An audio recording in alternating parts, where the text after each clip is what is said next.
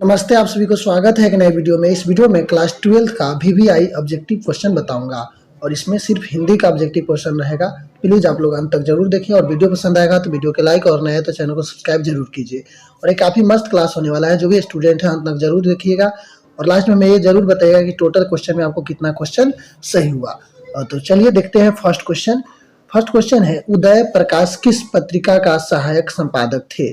Bleach, Sunday Mail, Stern Star, India Today. तो देखिए एक का आंसर सही होगा। आपको पता होना चाहिए कि उदय प्रकाश जी संडे मेल यह पत्रिका का संपादक थे। क्वेश्चन नंबर 2 है, शिक्षा पाठ के रचयिता कौन है? मोहन राकेश, सचिनानंद, हीरानंद, वात्स्यायन, मल्य, जे कृष्ण मूर्ति। तो आपको पता होना चाहिए कि जो शिक्षा है उनका जो रचयिता है जे कृष्ण मूर्ति जी है। ठीक है, ऑप्शन डी सही होगा। क्वेश्चन नंबर 3 है, अंतरिक्ष कहानी किस शैली में लिखी गई है? यात्रा वृत्तांत में, आत्मकथात्मक शैली में, संस्मरण में, फंतासी में। तो आपको पता होना चाहिए कि 3 का आपको सही होगा कि जो अंतरिक्ष कहानी है वो आत्म कथात्मक शैली में लिखा गया है। ठीक है ना, ऑप्शन बी सही होगा। क्वेश्चन नंबर 4 है, मल्यज का मूल नाम है? नरपत श्रीवास्तव, राहुल श्रीवास्तव, निर्मल जी श्रीवास्तव, भरत जी श्रीवास्तव।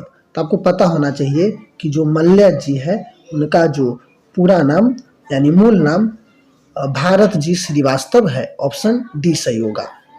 चलिए क्वेश्चन नंबर 5 देखते हैं। लाइक शेयर कर दीजिएगा अगर आप नए हैं तो। क्वेश्चन नंबर 5 है, देहरादून में अप्रेंटिस की नौकरी किस लेखक ने की? ओम प्रकाश वाल्मीकि ने, भगत सिंह ने, मलयज ने, नामवर सिंह ने। तो आपको पता होना चाहिए कि देहरादून में अप्रेंटिस की नौकरी ओम प्रकाश वाल्मीकि जी ने किए थे। ऑप्शन ए सही होगा। चलिए क्वेश्चन नंबर 6 है, नामवर सिंह द्वारा लिखित प्रगीत और समाज क्या है? एकांकी है, यात्रा वृत्तांत है, आत्मकथा है, निबंध है। तो ये आपको पता होना चाहिए, प्रगीत और समाज आप पढ़े होंगे तो यह एक निबंध है। ऑप्शन डी सही होगा। चलिए क्वेश्चन नंबर 7 है, मोहन राकेश के बचपन का क्या नाम था? मदन मोहन गुगलानी, जयवीर गुगलानी, त्रिपुरारी गुगलानी, शिवशरण गुगलानी। तो आपको पता होना चाहिए जो मोहन राकेश जी का जो बचपन के नाम था मदन मोहन गुगलानी नाम था। ऑप्शन ए सही होगा। ठीक है, चलिए क्वेश्चन नंबर 8 देखते हैं। बालू की डगरों के बीच खोई सी रह गई है धराए, जो कभी वनश्री के ढके वक्ष स्थल में किलकलती रहती थी। प्रस्तुत पंक्ति किस पाठ की है? यानी बालू के डगरों के बीच खोई सी रह गई ये धराए, जो कभी वनश्री के ढके वक्ष स्थल में किलकती रहती थी। प्रस्तुत पंक्ति किस पाठ का है? सिपाही की माँ, ओ सदा नीरा, जूठन बाचित। तो देखिए इसका आंसर आपको बी सही होगा। यह पंक्ति ओ सदी नीरा पाठ का है। जगदीश चंद्र माथुर द्वारा लिखा गया ओ सदी नीरा कैसा निबंध है? व्यंग्यात्मक है, व्यक्ति भाव और वस्तु प्रधान है, हास्य प्रधान है, लालित्य प्रधान है। तो आपको 9 का सही होगा कि जगदीश चंद्र माथुर द्वारा लिखा गया ओ सदनीरा ये लालित्य प्रधान है। ऑप्शन डी सही होगा। चलिए क्वेश्चन नंबर आपको 10 है, सूरदास किस भाषा के महान कवि है? राजस्थानी, ब्रज भाषा, खड़ी बोली। तो यानी सूरदास कौन है? इसमें तीन ही ऑप्शन है, लेकिन इसमें आपको सही आंसर मिल जाएगा। आप लोग अगर ब्रज भाषा बता रहे हैं तो सही है, ऑप्शन बी। ठीक है, क्वेश्चन नंबर 11 है, दीक्षा गुरु वल्लभ भाई आचार्य से दीक्षित होने के पूर्व सूरदास कैसे पद गाया करते थे? दास्य, विनय और दैन्य भाव का, हास्य और व्यंग भाव का, शांत भाव का, करुणा भाव का। तो देखिए 11 के आपको ऑप्शन ए सही होगा, दास्य, विनय और दैन्य भाव के। ठीक है, क्वेश्चन नंबर 12 है, कवि नाभादास किसके समकालीन थे? अज्ञे जी के, पंत जी के, निराला जी के, तुलसीदास के। तो देखिए 12 के आपको ऑप्शन डी सही होगा। जो नाभादास किसके समकालीन थे? तो तुलसीदास के। ऑप्शन डी सही होगा। कवि भूषण के 2 प्रिय नायक कौन कौन है? अशोक और अजातशत्रु, चाणक्य और चंद्रगुप्त, छत्रपति शिवाजी और महाराज छत्रसाला, घनानंद और सकटार। तो देखिए आपको पता होना चाहिए जो भूषण जी के दो प्रिय नायक छत्रपति शिवाजी और महाराज छत्रसाल थे। ऑप्शन सी सही होगा। ठीक है, ऑप्शन सी सही होगा। चलिए क्वेश्चन नंबर 14 देखते हैं। कामायनी जयशंकर प्रसाद की कैसी कृति है? महाकाव्य है, प्रबंध काव्य है, खंड काव्य है, संपूर्ण काव्य है? तो देखिए 14 के आपको सही होगा कि कामायनी ये महाकाव्य है। ऑप्शन ए सही होगा। क्वेश्चन नंबर 15 है। जयशंकर प्रसाद जी का जन्म कहाँ हुआ था? वाराणसी, गया, रांची, मुगलसराय में? तो आपको पता होना चाहिए। देखिए लेखक के नाम और जो रचना लिखा है वो क्या है, इस तरह से आपको अगर सही हो तो 10 प्लस नंबर तो आपको ऐसे ही एग्जाम में चला आएगा। ठीक है ना। तो 15 है क्वेश्चन कि जयशंकर प्रसाद जी का जन्म कहाँ हुआ था? तो वाराणसी में हुआ था। ऑप्शन ए याद कर लीजिए। ठीक है।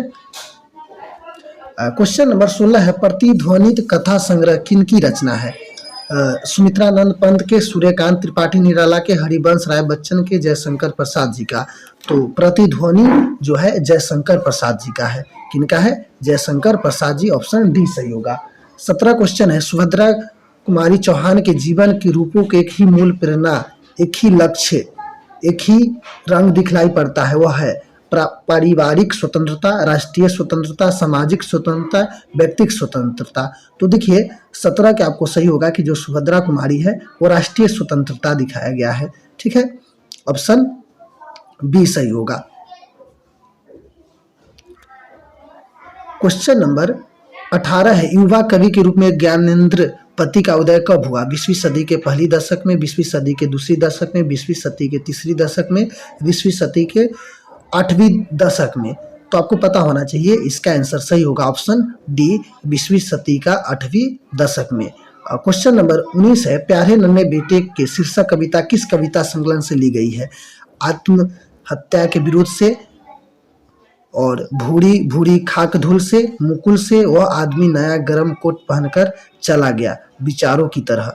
बताइए 19 के कौन सही होगा? तो देखिए 19 का आपको ऑप्शन डी सही होगा। वह आदमी नया गरम कोट पहनकर चला गया, विचार की तरह, इससे लिया गया है। संपूर्ण क्रांति किस लेखक के है? तो आपको पता है संपूर्ण क्रांति जो काफी फेमस है, हिस्ट्री में भी है संपूर्ण क्रांति, पॉलिटिकल में भी है और हिंदी में एक चैप्टर ही है।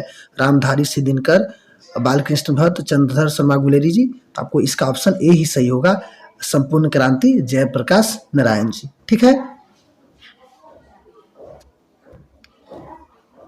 श्रीध गोष्ठी किसे कहते हैं? चबूतरे पर बैठकर आपस में बात करने को, स्कूली लड़कों को बातचीत को,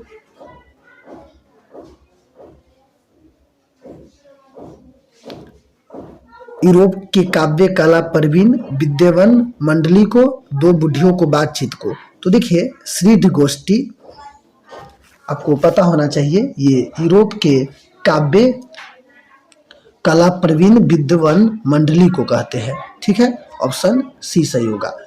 बी है। लहना सिंह के भतीजे के क्या नाम था? किरत सिंह, तीरथ सिंह, जयमन सिंह, इनमें से कोई नहीं। तो आपको पता होना चाहिए किरत सिंह लहना सिंह के भतीजा थे। ऑप्शन ए सही होगा।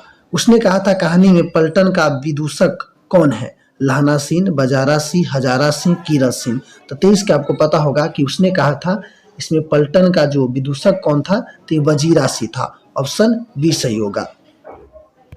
क्वेश्चन नंबर 24 है। निम्न में कौन लेखक थियोसोफिकल सोसाइटी से जुड़े थे? बालकृष्ण भट्ट, जे कृष्णमूर्ति, मल्यज, उदय प्रकाश? तो देखिए आपको पता होना चाहिए इसका आंसर डी सही होगा, उदय प्रकाश। क्वेश्चन नंबर 25 है। तुलसीदास का विवाह किनसे हुआ था? रत्नावली से, रचनावली से, दुर्गावती से, कलावती से? तो देखिए तुलसीदास का शादी ऑप्शन आपको सही होगा किनसे हुआ था? रत्नावली से। ऑप्शन ए सही होगा, यानी तुलसीदास की शादी रत्नावली से हुआ था। ऑप्शन ए सही होगा।